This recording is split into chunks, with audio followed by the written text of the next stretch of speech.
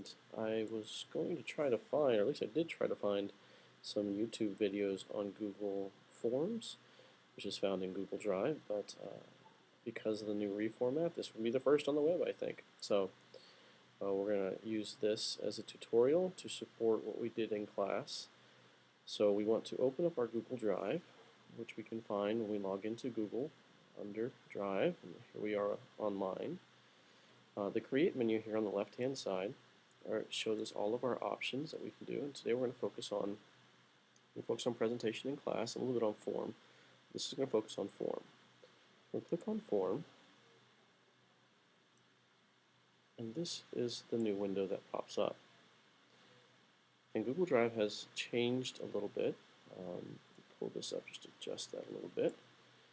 First thing that pops up is the title of your form, and this is going to be your presentation feedback. And you can choose any of the themes. You can see that they've actually expanded those and make it a little nicer. I'm going to use the notebook paper, so that looks interesting. And we click OK. And our next menu appears. You can see up here that we have File, Edit, View, Insert. You can see the collection of responses.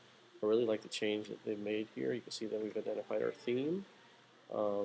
And we'll talk about this in a little bit and this in a little bit. So we're going to start with our description. So any directions that we want to give to our audience when we collect the information, we put it here. So please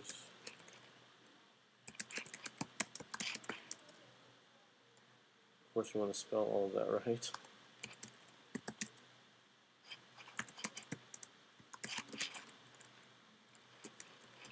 I put this here as a please, because you want to make it nice, but you can actually require all of the questions. You can see down here, if you want to make this a required question, that means they couldn't submit their responses until they answered all the required questions. So if you really want to compel them, I'd recommend doing that. Now you've got lots of choices here. It defaults to multiple choice, but we put our title of the question here, any help that we may need to answer the question, and then we can choose the type of question. Multiple choice, check boxes, choose from a list, scale, grid. And in this presentation I have you dealing with multiple choice, check boxes, I think choose from a list, but certainly scale. So let me show you how to make a scale. Several of the questions asked, and it defaults here, 1 to 5. One of the questions I have goes to 1 to 10. And you put your labels down here. So 1 being the lowest, we do poor. Actually, this particular question, I believe, is, does my presentation meet all of the requirements? All right. And we can put few, or we can put all. Make that a required question, and we hit done. And we see here in our window our title, our directions, and our first question. Now certainly you want to format this the way you want to, but if we want to add an item, all we have to do is come down to this pull down menu, and we're going to do a multiple choice question this time.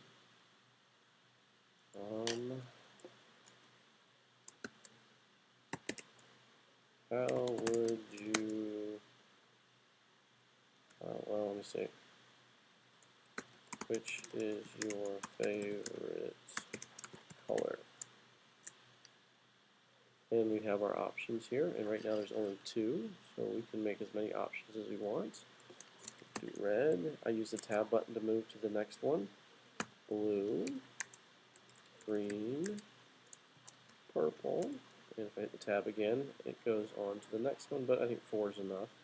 Make that a required question. And you can see that you can collect any kind of data on your students, for parents. So we just hit done. Let's say I've got a section here that I want to break up. So I've got this question for parents, maybe this question for students, and I want to put a break in here. So what I'm going to do is we're going to go to new item again, and this time we're going to put a section header. And I'm going to title this one, say, for parents. Any directions I want to put here, I can do that, and I hit done. And now what I can do is I want to put that between the first question and the second question. Well, it actually looks like it defaulted there anyway.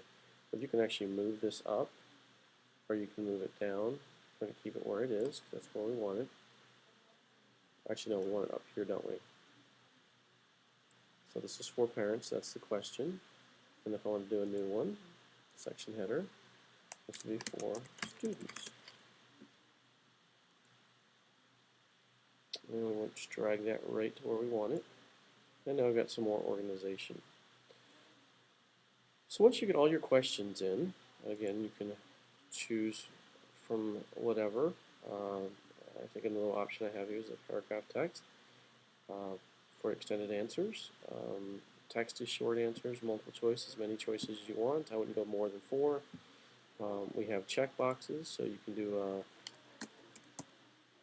check all of the technology you have at home. Alright, so we want them to check. And we've got check boxes selected. TV, internet, computers, iPads. Alright, make that a required, and we hit done. And again, you can move these up and down. If you want this to be the first question, you can order those any way you want. Let's say I'm going to ask a couple multiple choice questions. I can easily hit the copy button, and this duplicates it. And you can see that I have it here, and I have it here, and I can change what is your favorite shape. You know, of course I'd have to change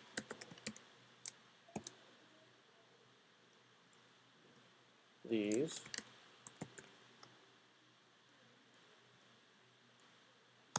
And oval. Use the shift tab to move up. So the we'll use square. Shift tab and rectangle. And then we hit done. So you see that we've got the headers to separate our questions. We've got the Likert scale here. We've got check boxes here. We've got the multiple choice questions here. We've made them mandatory. And here's some for your confirmation page. So after they hit submit, this was the information that they would get back. Your response has been reported. You can put thank you for your considerations. You can publish and show a link in the results of the form. You can allow responders to edit responses and after submitting. So there's a lot of freedom there. So I like to do this in case we do multiple responses, but you won't really need that for this particular chance. Okay, so that's how to use the form. In my next presentation, I'll show you how to embed that into your blog and make it a live active form. Okay, thank you very much. This has been Mark Smith. Have a great day.